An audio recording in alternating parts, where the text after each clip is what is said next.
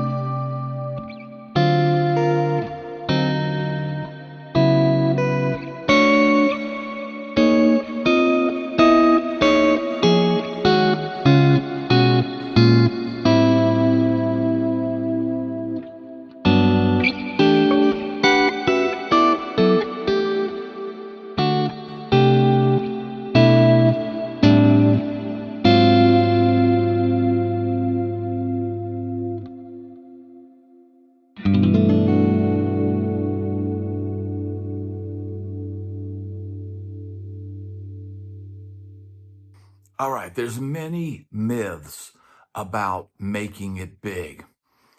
And man, if you see somebody on the big stage backing one of your favorite artists and playing before thousands of fans and people are screaming and they seem like they're having the time of their life, and you think, man, wow, he's made it. He's made it. He's headlining this arena or whatever. Well, guess what?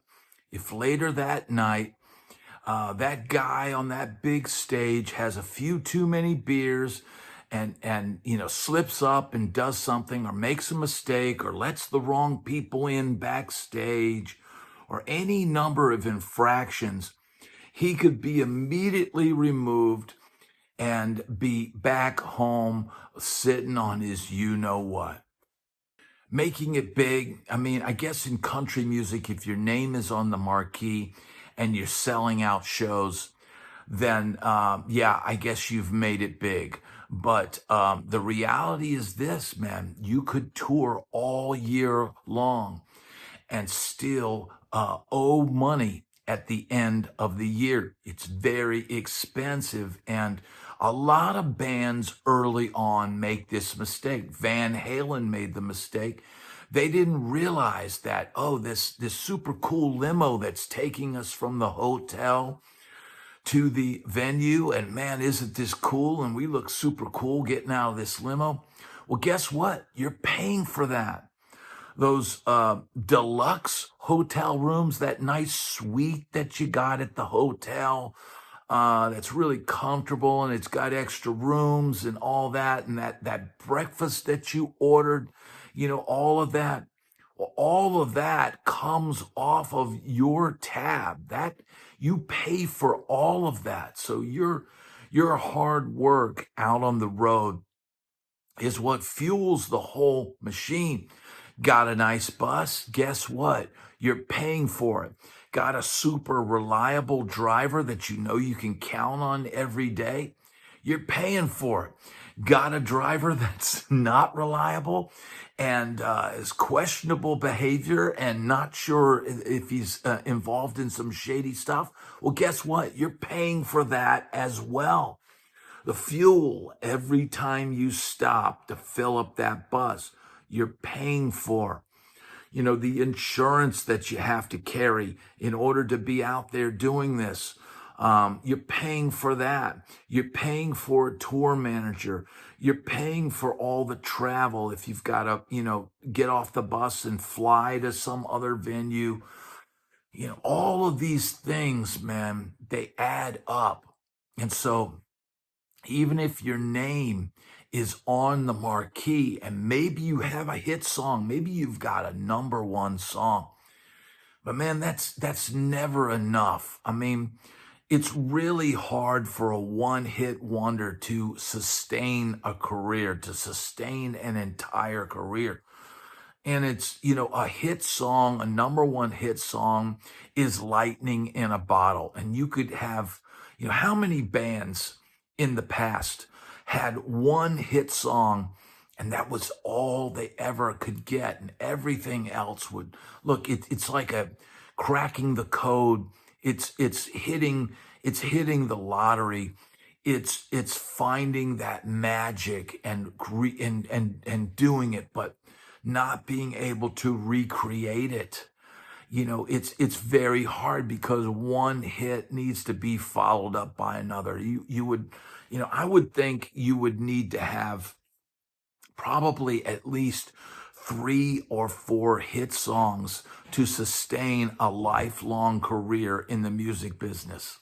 So essentially, you would need, 3 or 4 hit songs to sustain a career long enough to where, you would have enough material. Because look, man, what do you do when you have one hit song?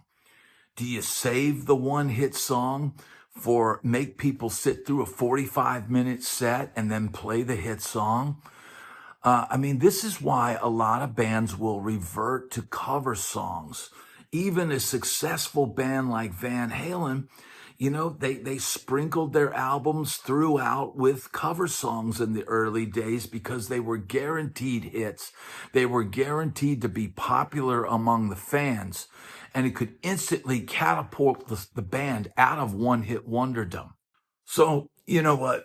Having those cover songs, they were able to pad their sets. And like I said, if you only had one hit song, what do? You save it for the end of the set and you bore people for 45 minutes. So that's again why bands would use a cover song in their set to, spice things up and to play something familiar. People want to hear a familiar song.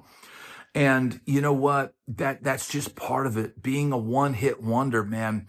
That's not really making it big because I'm not sure that you could sustain a career unless the song is just so huge that it's unescapable. Making it big could be having several hit songs. Here's the deal with endorsements, right?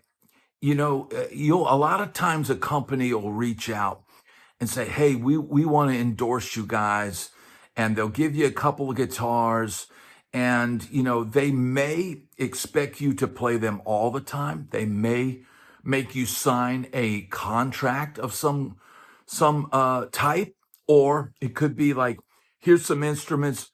Use these out on the road. Send us some promo pics." And that could be all there is to it. It could also be a thing where they make you a signature item. But look, man, it is a privilege. And a lot of musicians in the past have taken advantage of endorsements to where companies are leery of giving endorsements. In fact, I find it easier to get endorsement gear or free gear now as a YouTuber because they know that I can put out one video and hit thousands of people and actually sell the guitar. I'm not sure that, when I was out on the road and I was given some endorsement gear and I played it out on these huge arena shows, I'm not sure that it really sold any instruments. There are certain companies that seemingly flood a certain genre, maybe the country genre, and you start seeing a brand like back in the day, you would see all the country acts using PV guitars and PV amps and all that. And I heard stories about PV pulling up with like truckloads of gear and just handing it out to all the touring musicians. And I'm sure that's a very real thing. I'm sure some of my older friends in the comments will let me know, some of the guys that play with Jerry Reed and people like that. I'm sure they'll back up that story. But companies are not so quick to give away gear now to just players. Now, if you've got a big internet presence, I think that is an advantage that you can have now, to where you can say, look, even if this person loses their gig, and that's the very real thing, that these companies are taking a chance on you, because you could be given a guitar and then the next week you're not even with that artist anymore. It's that volatile. Things can change very quickly. Decisions can be made very, very fast. And the artist is not going to think about, oh, well, I can't fire this guy because he's got an endorsement deal. and also here's the thing. What if they're giving you a guitar and the artist doesn't like it that you're playing for, or it doesn't work for the gig that you're doing, or, it just doesn't sound good or it doesn't stay in tune.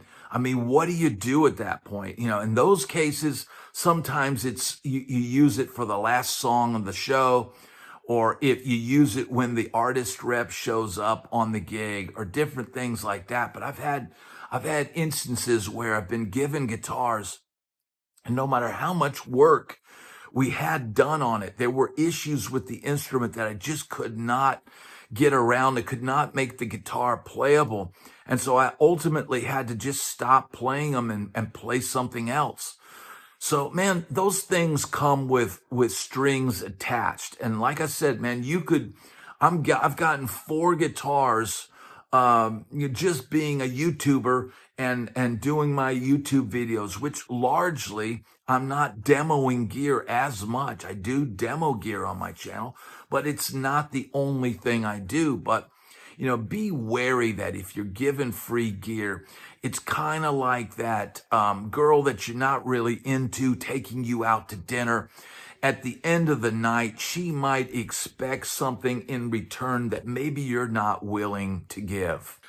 Session work, if you're playing for an artist, if you're playing for a Nashville country artist, you're largely not going to play on the records. The guys that you see playing these stadium gigs and arena gigs largely aren't the guys playing on the records. I was very lucky as a live player to get to play on some of the records of the people that I worked for. But that is a very rare thing. It's almost like you're either a live player or you're a session player. And man, they are two entirely different skills.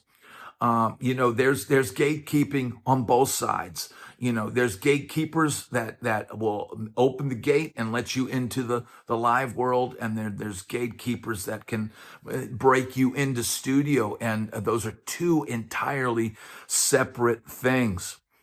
Now, it's an emotional roller coaster chasing the dream of making it in music.